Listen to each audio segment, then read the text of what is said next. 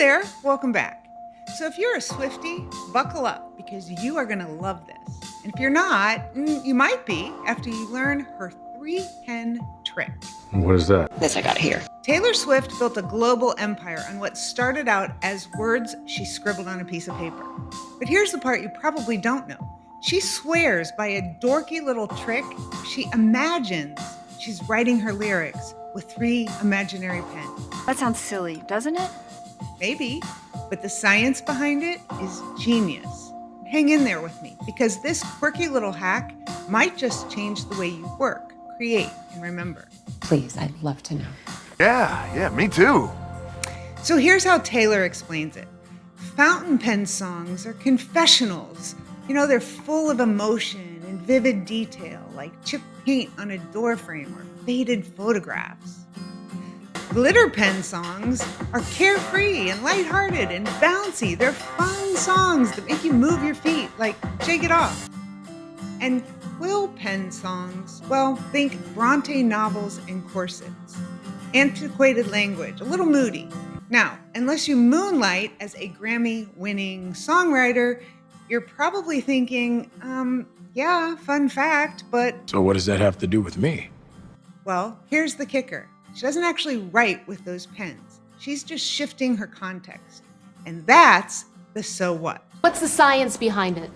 The magic isn't in the pens. What Taylor is doing is leveraging context-dependent memory. Your brain doesn't store information on neat little shelves. It actually sticks it to the sights and sounds and smells and vibes of the moment. You change the context, you change the brain's access code. That's why you might suddenly remember a childhood memory just by hearing an old song. You know, you're right. Or why you might forget what you needed when you walked into another room, but then when you walk back, you instantly remember.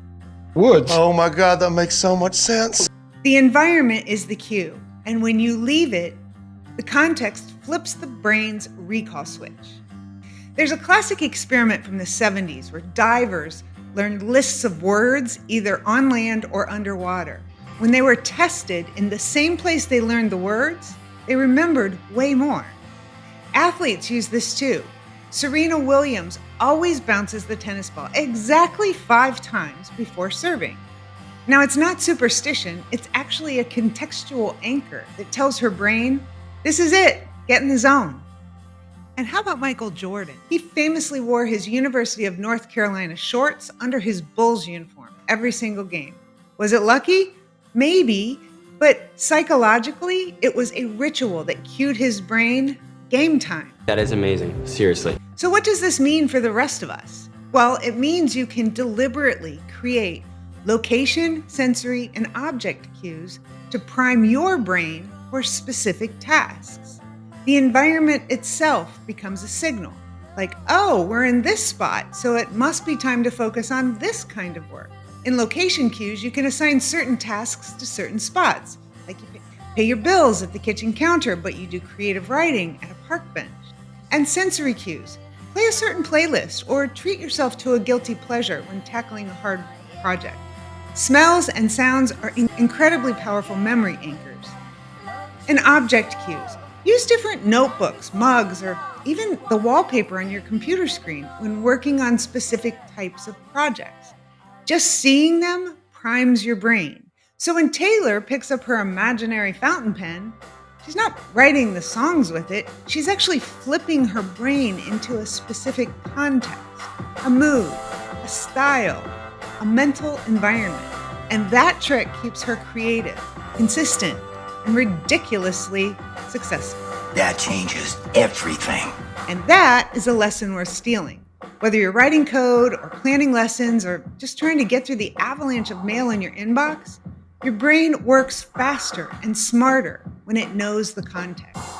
I'm going to be just like Taylor Swift. Now, Taylor calls it her 3-pen trick. Neuroscientists call it context priming. And you? Well, you can just call it your new productivity superpower.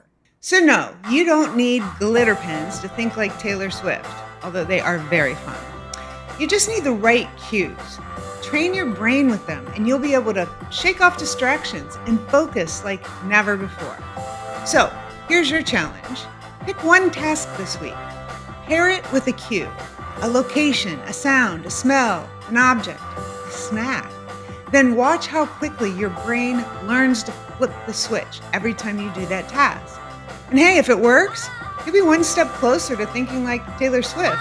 If you found this helpful, hit like, subscribe, and share this with someone in your corner of the world who could use a little brain-based productivity. Well, what are you waiting for? Sign me up!